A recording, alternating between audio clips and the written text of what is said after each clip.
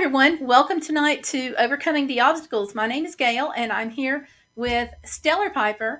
And normally we do a Bible study tonight. We're going to do things just a little bit different tonight, just because I've been trying to work out a time where I could talk to Stellarpiper about her life with epilepsy. And this seems to be the best time that we could work out. So I'm going to be talking with Stellarpiper here about living with epilepsy. A lot of people with epilepsy are told they can't go to college.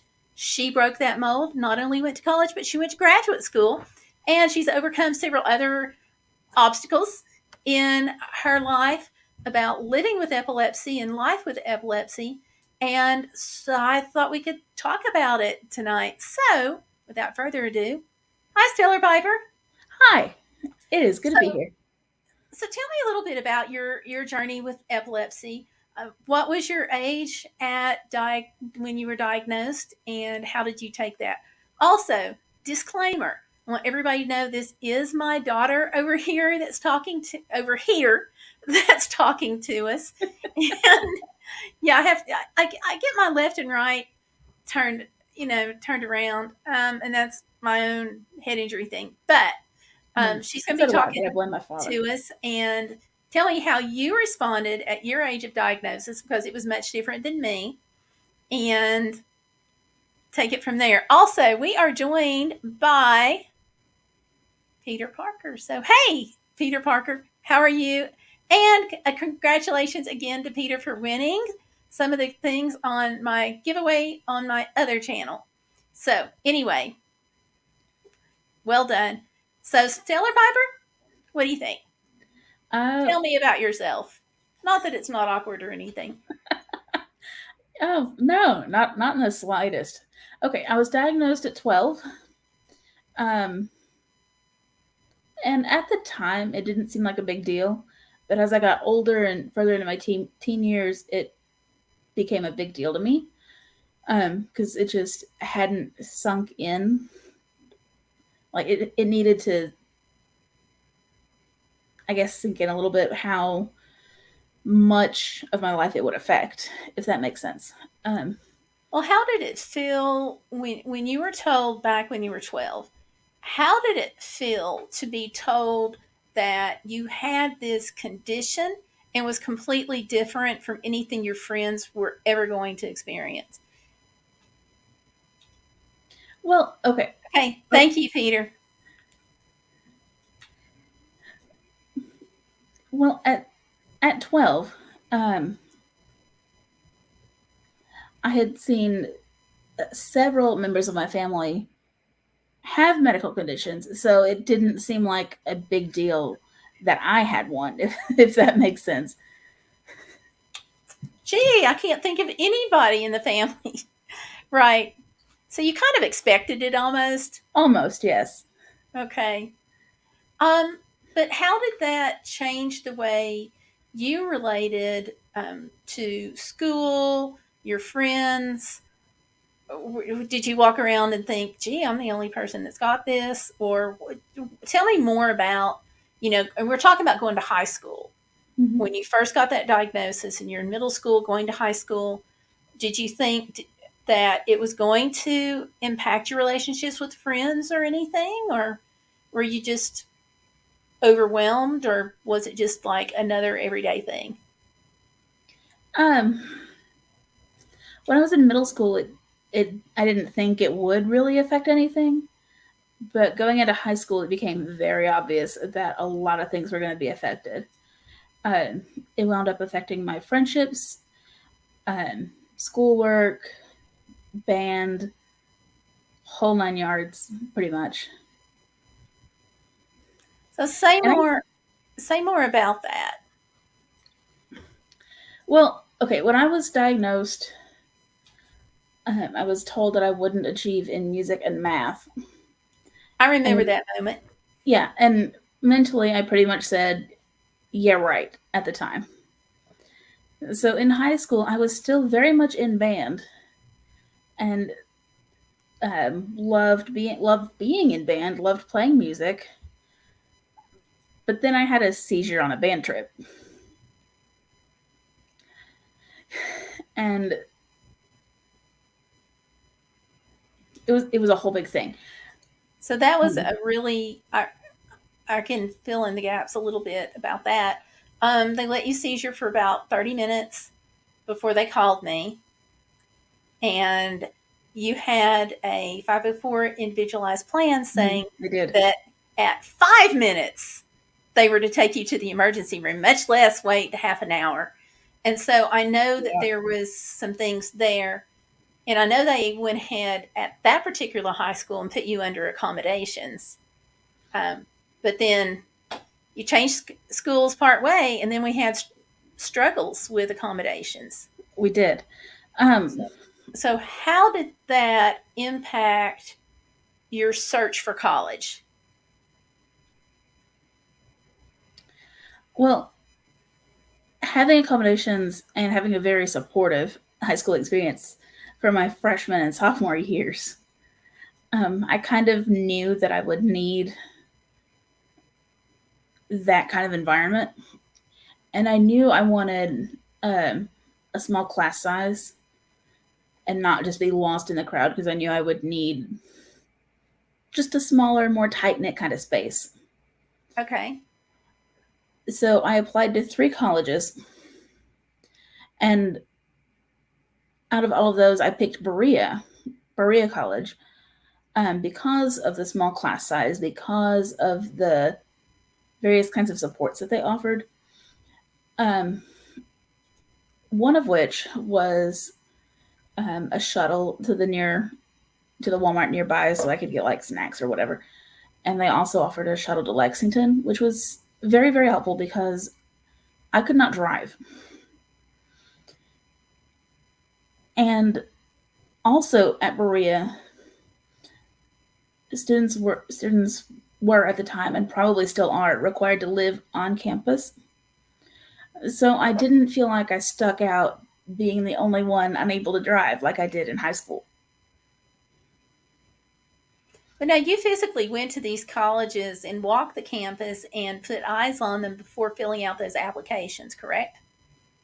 Um, 2 of them I did, one of them I didn't, and that was not a good choice. Which one did you not? I did not tour Tusculum before I applied. But you knew it was a small, compact school. Yes, I did know that. And two others that you applied to, I know one of them was to a university, a Yes. smaller campus, but still associated with the university system. So you went to a small private college, you went to Berea. Mhm. Um, do you feel like that helped give you a foundation to be successful in graduate school in terms of your epilepsy? Did their treatment of you help boost your ability for school? I think so, yes. Okay. Um, yeah, I think so. Okay. So you wanted a small, compact environment that was supportive. Yes. Okay. And Um, one with actual healthcare nearby. um, Also, I think it's something too that I want to ask you about is when it came to applying for the colleges, how did you determine which ones you might be able to get into? Because I think you had the experience of being accepted every place you applied, right? Right. So, how did you narrow that down? How Or did I did your go from guidance counselor just say apply here? how did I go from being accepted into choosing which one to take or No, choosing which to apply for? during the pre-application process, when you were considering what colleges to go to, how did you whittle that down as far as choosing the colleges that you applied to? Because you Um, had a short list when you wanted to go visit the campuses. I did. I know your mean old mom put Berea on your radar screen. Yes. You're never going to let me live that down, though, are you? No. Yeah, well, I kind of saw that coming. Um, for grad school, I looked at the program I wanted, the location, because when I was applying for grad school, I still couldn't drive, so I needed to be in a city with public transportation, and I didn't want to pay for the GRE, so I looked at schools that didn't require it. Okay. So you wanted to have good public transportation and to be in a place where you could get around. It sounds like both for undergrad and graduate school where you didn't need a car. Right. Okay.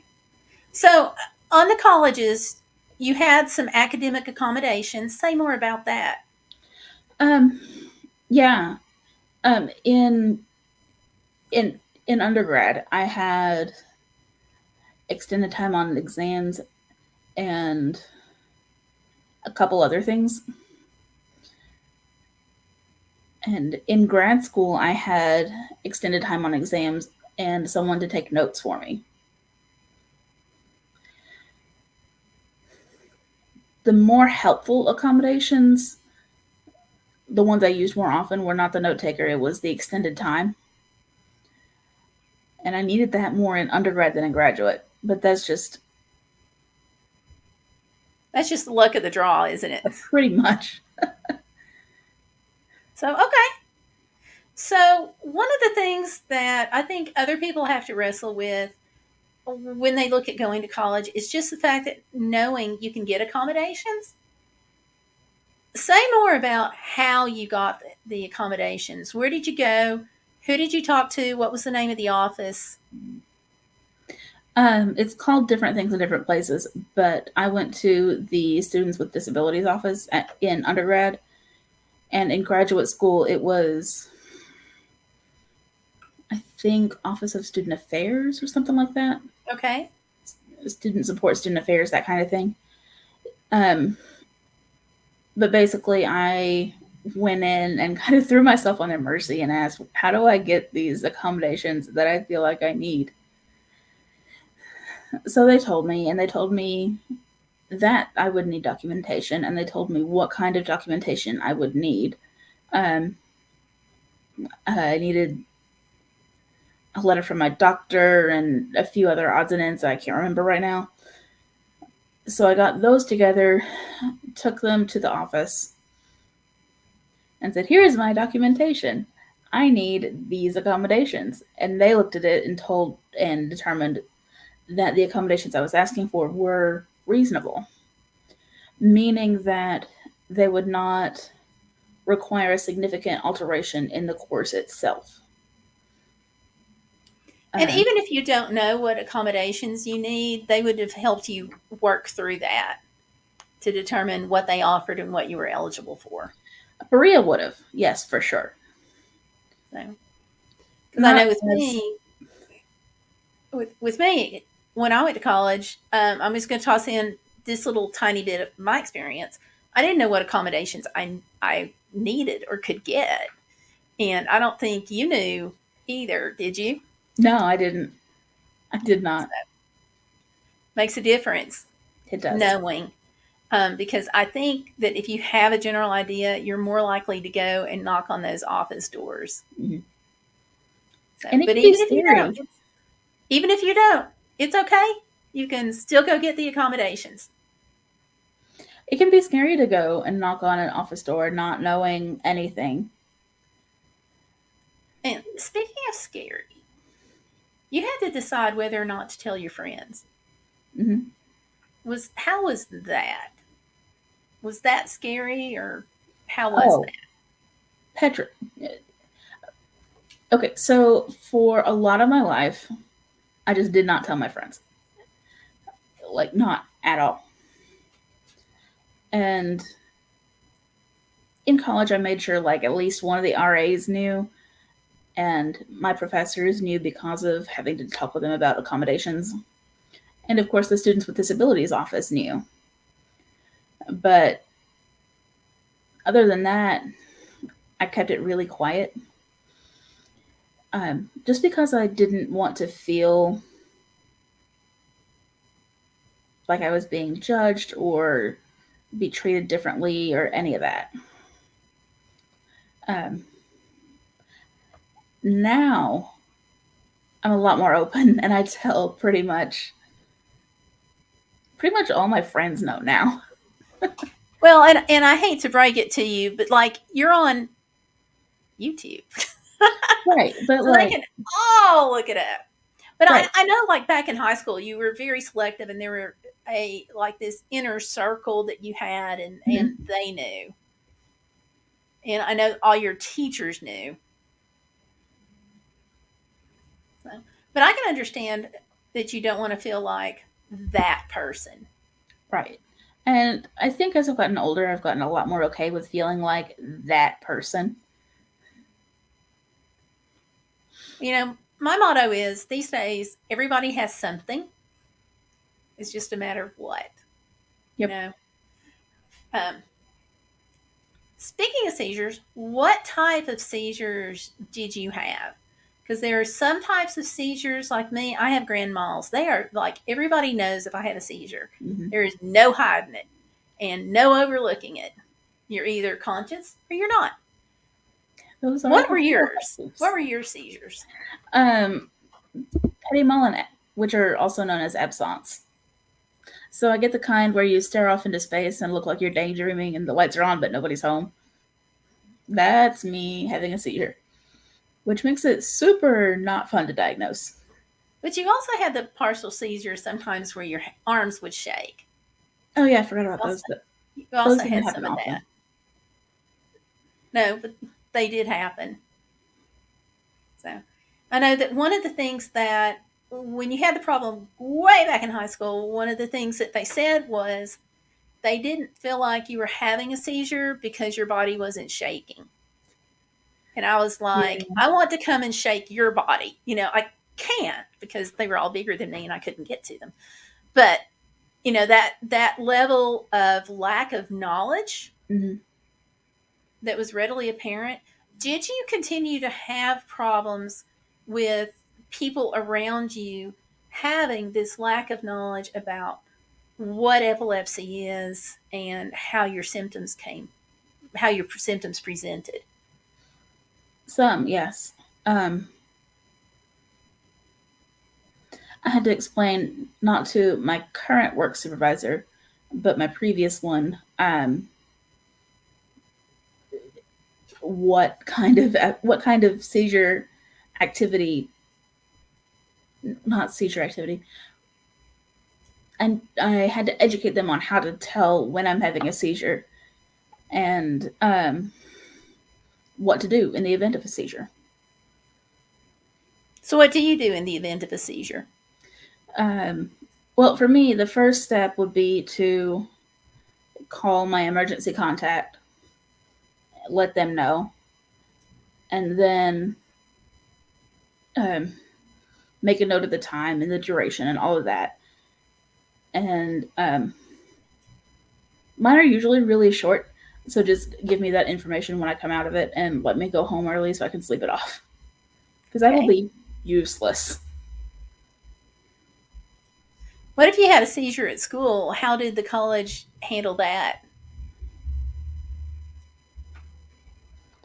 Um, Was that in your accommodations that you could go to your dorm and sleep it off? it probably wasn't. I probably just skipped class. Okay. Do I So, recommend that? No, I do not. Do not do that. Get it in your accommodations. okay, I think that would be a good idea. Yeah, don't do that. Get it in your accommodations. Okay, that makes sense. But I also know it's hard to, put everything in accommodations until you have a situation and it's like, oh yeah, I should have had that put down. Well, that's the good thing. Um, it's not it can be a one and done kind of thing. But if you need to adjust your accommodations, a lot of schools will be accommodating to accommodate your accommodations. That makes sense. That makes a lot of sense. Um, and accommodations aren't to make you be seen as like this special up on a pedestal kind of person, but just to level the playing field Right. so that you can have a more fair shot than what you could have, or otherwise. Um, you had a job in college I did. at Berea.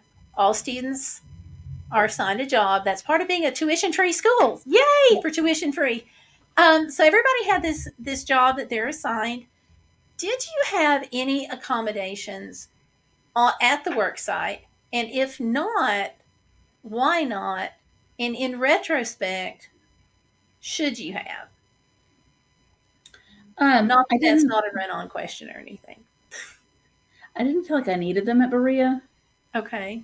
and I didn't feel like I needed them in grad school. However, looking back, I probably could have used them in grad school. Okay. Because your student placements, I would think, would have been, covered under your accommodations plan somewhat for college. Because I know that a lot of classes require you to have some kind of volunteer service or intern service and things like that. Yeah, I believe they are, but that would be something to talk about with the individual institution. And that's what you got to do anyway. But it looks like that those kind of things should be worth a discussion. Yes, So, yeah. definitely worth asking. Okay. So, did you struggle with telling any of your professors about your condition, or say more about that? Did you just allow the school to completely handle it with your professors? At Berea, I just dumped it all on the school. Okay. I did have some chats with some of mine in grad school, but for the most part, I let the office handle that. Okay. Now, I know Berea College has a course that is required that is only required at, I think, one other school across the country, and that is you will learn to swim as a graduation requirement. But one of the things that they tell you not to do if you have epilepsy is don't go swimming. What did you do? I took the swim test and failed it, so I took the class.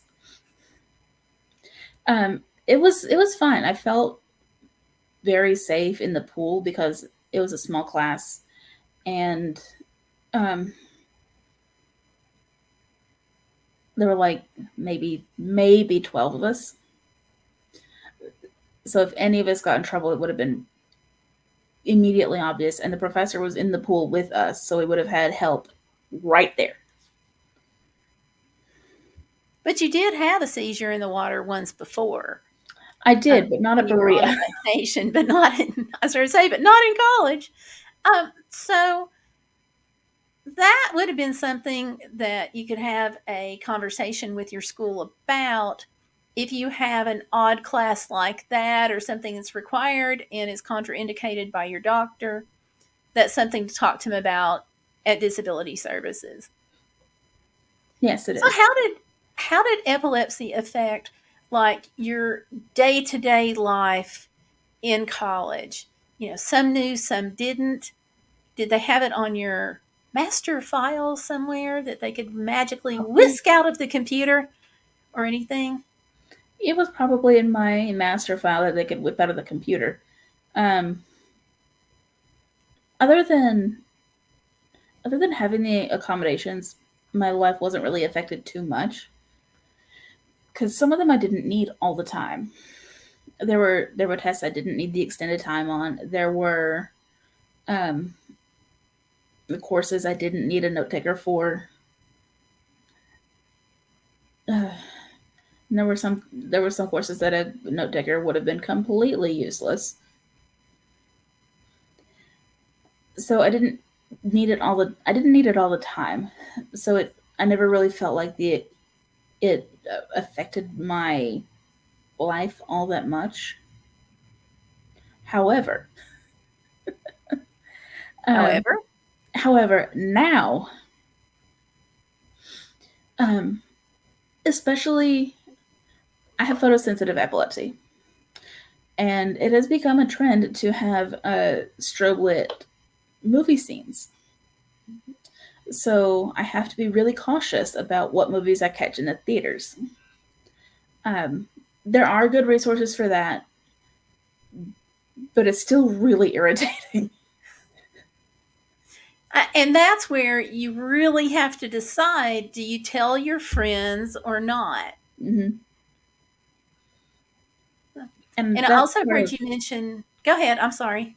that's part of why I'm a lot more open about it now than I was in college and grad school. And that makes sense to me. Now, you'd also said about driving, you said that repeatedly. Mhm. Say more about that stress, because I know after you completed graduate school, a few years after that, you were able to get your driver's license. How did that feel? It was very liberating, very very liberating. Good, um, good. and it's like okay, so my driver's license is really important to me, and I would like to keep my driver's license, and I would like to be able to drive myself to places like work. So I have to be a lot more cautious about the risks that I take because I can't where I live now. I can't really rely on public transit all that much because it's just not good in the city I live in right now. So I have to be a lot more cautious in the risks that I take and the movies I see and the lighting situations I walk into. Um, a few years ago, some friends of mine took me midnight bowling for my birthday, and it was great until the lights changed and it got stroby, and I started getting a headache. And I'm like, okay, time to go home. And I'm very selective in my friends. I'm friends with some great people. So they all understood. We all left together. We all went home. They never gave me any grief about it. Good. But I still would have liked to keep bowling. I understand that. And there was this song that said, I wear my sunglasses at night so I can see. And that Mhm. song never made any sense to me until the first time I was in a dark place and started hitting me with that strobe action. And Yes. I reached into my bag and I pulled out the sunglasses. And then that light bulb came on. It's like, oh, I wear my sunglasses at night so I can see too. And even now, I was watching Star Trek yesterday, and there was a scene that came on that was very bright and flashy, and I started getting a headache, and I just had to pass on part of that episode and came Oh back my to it gosh, after The that scene. Matrix. I love the Matrix movie, but I have to watch it inside the house during the daylight. Yes, I have a list of movies like that. Cars. And Yeah. that was such a cute movie. But anyway, yeah, the things that, one of the things about epilepsy is it impacts you in lots of different ways. And people who don't have epilepsy take for granted, oh, we can just go to this movie or we can go to that concert. But even some churches are using some strobe and have some strobe effects in the worship service where it may not be necessarily strobes, but maybe they have multiple flashing lights and then conjunctly it acts as a strobe. Um, Yeah, Something else that I've noticed, I went to a restaurant the other day. Great restaurant, national brand, great restaurant, but they had the lights on and I started getting a headache because of the way the light was coming through the blades on the ceiling fan. As the ceiling fan rotated, it just made like that, yep, strobe effect. So I know you have you yep. had other situations like that you've had to be really careful about? Yep, sure have. Okay. um, I have to be careful driving in the fall when all the trees are bare and this, the light flashing through the trees. It's not always great. And so tell everybody, I mean, I know, but tell everybody who's watching this either now or on the live stream, and either now or on the replay rather. And do give us a like on the live stream. Okay, everybody, when it gets to the point where you like it, do give us a big thumbs up, because that does help us out with those mean old YouTube algorithms. Everything's about the algorithms. But it's on YouTube land, not when it comes to epilepsy. So tell me, what is it at stake? What? Tell me what's at stake, um, relating to driving if you have a seizure. Um, Everything. Like, okay, so So given quantify everything for me. I'm getting there. Would I'm you getting hurry? there, I promise. Okay, so where I live now, I don't have public transit, like I stated. Um, so if I have a seizure, I will lose my license for 3 months in my state.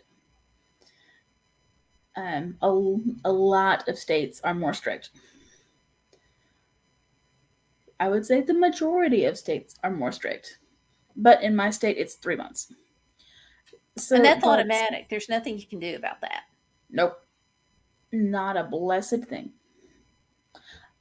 So when I lose my license, I have to pay for either a taxi or a ride share twice a day to and from work and to and from groceries and any other errands. And my neurologist will want to know, so I will have more appointments with her. So I will need a ride share to and from more appointments with her, and I will have more testing that needs to happen. So it is literally costly. And on top of that, there's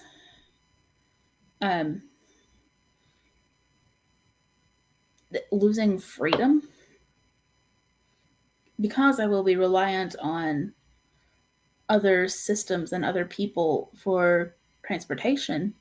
I am, in some ways, at their mercy, which not a great feeling. Don't recommend it. So there's a mental cost there too. Sure. So financial cost, mental cost, a mental health cost. A lot of people with epilepsy also have depression, and it's because of, well, also your brain is acting up. So that will, in itself, trigger some not great mental health. But these other factors make it worse. They contribute to it a lot. Okay, and these are things that, even though we're talking about it in terms of you being out of college and living independently, you had to worry about a lot of this even in college. Yes. I know one of the things that, I'm just going to toss this out here. One of the things that irritated me about her attempt to find a college that fit her, that suited her needs and had everything that she needed, which you can find, but you also have to, I think, be very firm on what your needs are or what your child's needs are. Because as a parent, helping you find that college spot that had your name on it somewhere meant arguing with your high school guidance counselor. One of the places that you looked was a small, compact college, but there was no transportation. The nearest hospital was 40 minutes away. and you didn't have a car, you didn't have a way to get there. And I remember very plainly your guidance counselor at high school trying to tell me that it would be okay because you'd have friends and your friends would have cars. And if you were sick, she was certain that probably one of your friends would take you to the doctor. The school had a nurse, but they didn't have anyone there on campus that was a physician or even a nurse practitioner. At least they didn't at the time. And I don't want to say which college that was because things do change with colleges, but you were offered a scholarship to this particular college of like, I don't remember, 50%, 75%, something like that. Certainly not the tuition free deal you got at Berea College in Kentucky. In Berea College, Berea, Kentucky, tuition free. You all that are listening, remember that. Very important words. So,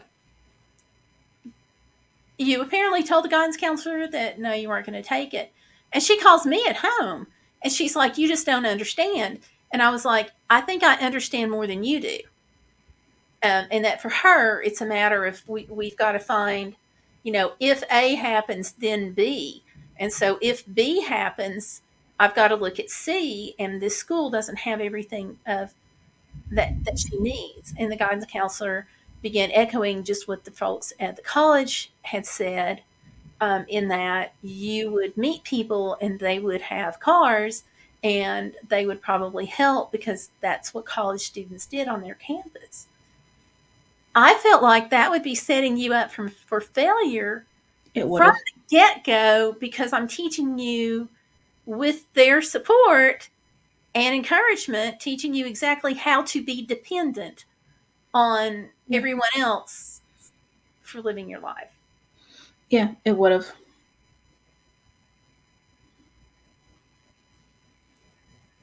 So I didn't want that for you. But also, yes, it would have set me up for failure, but people have plans and can't always drop those to take your friend without a car to an appointment. It was actually in grad school before I met somebody else who didn't have a license in their mid late 20s. So that helped a lot, but I also picked the school I did for very specific reasons, and they had to do the same. Transit-wise, at least. And you've had some very supportive people in your life. Oh, for your husbands, sure. your friends, and that made a huge difference too. Oh, for sure.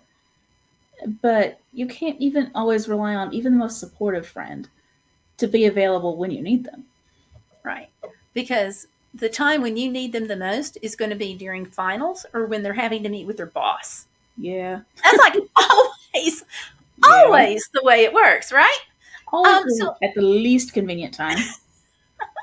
So let me ask you this, okay? You have been out of college for almost 10 years. Mm-hmm. And in this past almost decade of your life, there have been a lot of things that you have learned that you have wished you knew, I'm sure, when you were younger. So looking back from now to then, what are some things that you wish you knew back in the day when you were looking at college?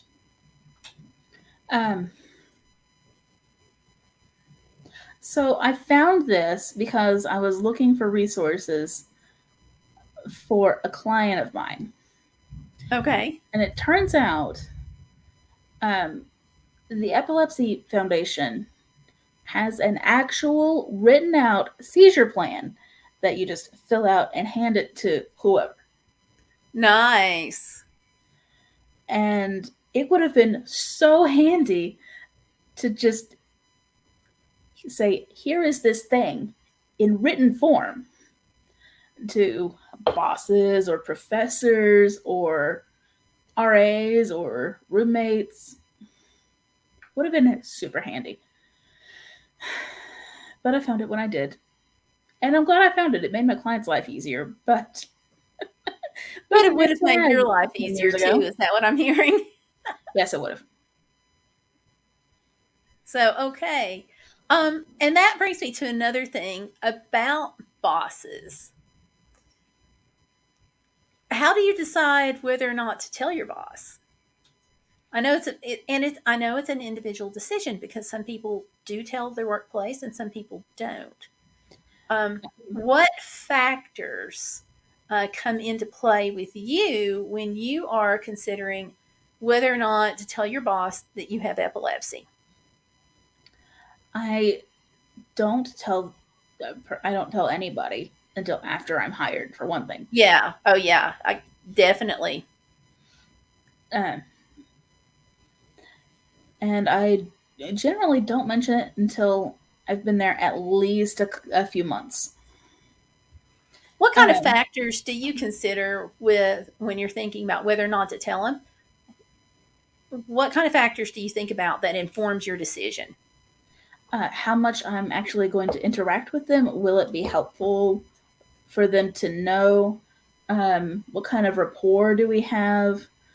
Um, like in my current job, I haven't told my direct supervisor yet because I just don't interact with them all that much. But the coworkers, I do see all the flipping time. All pretty much all know. So it's pretty much So on a need to know basis. Is that what I'm hearing? pretty much, Okay. who would be the most who would be the most helpful person to know? Um, who would be um, not just the most helpful, but the most supportive? Because if someone is going to not be very nice about dealing with me if I have a seizure, then I don't want to tell them. Right. And the other thing about work is you're not friends. You're not best buds with somebody at work. You are friendly and you may hang out with them. But at the end of the day, if you leave your job or they leave theirs, your relationship is just going to come to a natural conclusion. So I know you have to be more careful about what you say at work. Mm-hmm. So so keeping it on a need to know makes sense to me. But tell me about places like your outside activities when you are like at church, for example, or volunteering, for example. How do you decide then, or do you tell? Um, To tell or not to tell? That is the question. okay, if I'm volunteering at an organization, I will have done the work to start with to see if it is a place that is safe for me triggers wise. Epilepsy triggers. Gotcha. Right. Um, so that right there, a little bit of homework on the front end makes my life much simpler. Um, if I'm No volunteering, ceiling fans. right? No Um, ceiling fans. if I'm volunteering, if I'm going like on a mission trip, then the team leader will know because things do go wrong and they go wrong inconveniently. So having one person, at least one person in leadership that knows what might happen and how to recognize if I have a seizure and all of that. Um, that's also another safety margin. Um, basically, anybody that might be in charge of my well being. Okay. If it's just an afternoon event thing that I'm helping out with, then I might not tell anybody. So But again, something it's like a kind of mission on trip, a somebody will need know. to know. Yeah. It's very much a need to know basis for me, except now that I have told all of you two, congratulations. You all need to know. Yay! Well, we're watching this program because there's something in this that we can identify with this. So chances are very high that we're either going to know somebody or we're going to have epilepsy or a seizure disorder. Sometimes it's called seizure disorder, and that's fine. So being interested in that and wanting to know more about it. So, quick question. I know service dogs are becoming so popular. Like this guy here. this cute little Labrador retriever who looks exactly like my service dog, exactly like my service dog. Um, why didn't the first question out of somebody's mouth these days is why don't you have a dog if you have epilepsy? So I'm going to let you expand on that. While I just show this pictures, a couple of pictures here of my service dog. Um, and there he is. I thought about a service dog in college, but when I went to grad school, I wasn't sure about the environment, and I was jobless for like a semester there, so I was really unsure about my ability to afford kibble I and vet understand. care. And right now, I live in a teeny tiny apartment that barely has room for me and my books, let alone another living creature. So, service dogs are fantastic. Do not hear me say that they are not, but they are not the right fit for every situation. And sometimes they can be counterproductive because if you have a service dog, you are advertising to the entire world that you do indeed have a disability. Mhm. And there can be a million reasons why you do or do not want that to happen. Right, exactly. And So that makes sense to me. it's a very individual decision. But service dogs, if they are great for you, they are fantastic. I think so too. Said as a service dog handler myself, Do you I think we think might so be too. biased? What? Do you think we might be biased? No, not necessarily. We've got two different viewpoints. You're here saying that you don't want or need a dog for lots of valid reasons, and I'm here saying I like my dog for lots of valid reasons. And it's not neither is inherently wrong or right. It's all a matter about what is right for you in your situation. But And these days, go ahead. that's a conversation to have um, between you and your doctor. And if you have a spouse, you might want to include them. Oh yeah, You might. I don't know. anybody you live with. If you're thinking about bringing a dog into this situation, you need to have some conversations there. So, I yeah, but I will. just know that with a lot of people, with there being so much interest in service dogs, that a lot of people automatically think if you have epilepsy, you have to have a service dog. And you're here to prove that's not the case. You don't. Not at all. And I'm sorry if you hear booms going out my window. This is the 25th of June, but some people are thinking it's July 4th. Oh yeah. Any booms you hear from my side are thunder. Okay. Well, we've got fireworks. We don't have thunder, at You want least to not trade? yet. No, no, thank you. I don't actually want to trade, but Oh, okay. appreciate that. So, is there anything else that you want to say about life with epilepsy? And speaking of thunder, I hear that Yep. on your end. Yep. So, is there anything else you want to say before we wrap up, real quick? Um. Because I know the internet sometimes goes the minute you have thunder and lightning. Epilepsy does not mean your life is over. It means you have a challenge. There are ways to mitigate that challenge. But it's only a challenge. You can overcome that and you can There, deal with it.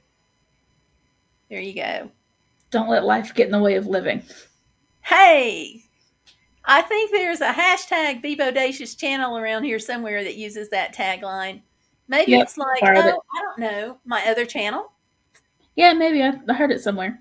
Yeah.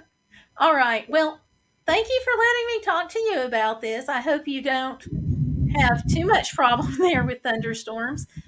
Y'all, if you have any questions for her, drop those down in the comments and she'll come back and check on them after the stream and keep a watch on it for the next however long years. that this stream may be up. So thank y'all for watching. Usually on Sunday nights we do a Bible study, but tonight we just turned the tables and decided to interview Stellarpiper here. So anyway, thank you, Stellarpiper, for being on. Sure, no problem. Thanks. And y'all take care, and we'll see you next week, Sunday night at 8 p.m. Have a great night, everyone. Night. Good night.